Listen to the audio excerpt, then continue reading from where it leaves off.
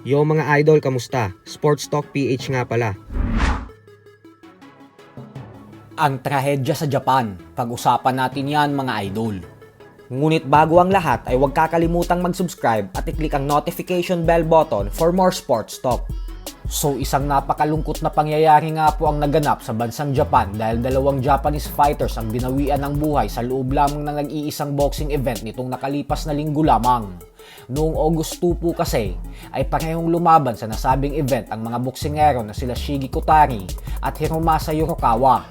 Lumaban si Shige para sa OPBF Super Featherweight belt kontra kay Yamato Hata at bagamat nauwi sa tabla ang kanilang sagupaan ay binawian ng buhay si Shige nitong August 8 lamang nang dahil sa pinsalang natamo niya sa laban, habang si Hiromasa Yurukawa naman ay natalo via 8-round knockout kontra kay Yoji Saito. At kahapon lamang ay binawian na din ito ng buhay nang dahil din sa pinsalang natamo niya sa kanyang laban. Bukod dyan ay nitong nakalipas na taon lamang ay nagtuos din ng dalawang boksingero na pumanaw kung saan nagawang talunin ni Yurukawa si Shige via 6-round knockout. Parehong may napakabatang edad na 28 anyos ang dalawa nang binawian sila ng buhay. Ganun pa man ay kanina lamang ay nagsalita na ang Japan Boxing Commission patungkol sa balitang ito at sinabing gumagawa na sila ng paraan upang masigurado ang kaligtasan ng mga boksingero sa kanilang bansa.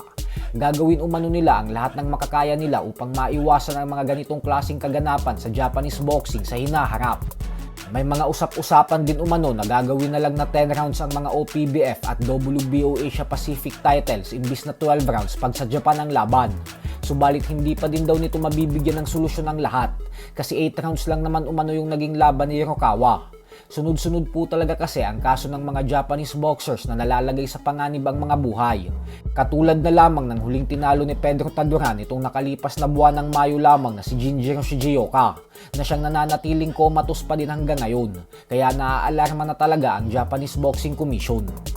Sa kabilang banda naman mga idol ay muli nga pong hinamon ng former WBO Bantamweight World Champion na si Jason Moloney ang ating pambato na si Pinoy boxing legend former 4 Division World Champion Nonito Donaire Jr. Ayon kay Moloney ay gusto niya daw tapusin ang karera ng ating kababayan.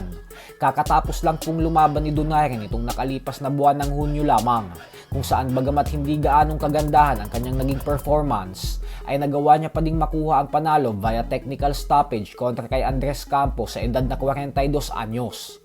Nasungkit niya din sa laban na ito ang bakanteng WBA interim bantamweight belt. Hindi na po ito masama para sa isang legendary fighter na hindi lumaban ng halos 2 taon. Pero ganun pa man ay mas mainam na wag ng labanan ni Donaire si Moloney at bagkus isang world champion na lang dapat ang sunod niyang sagupain para hindi na masayang ang kanyang nalalabing oras sa sports ng suntukan sa mga laban na wala naman siyang makukuhang kampyonato. So hanggang dito na lang po muna tayo mga idol. Sports Talk PH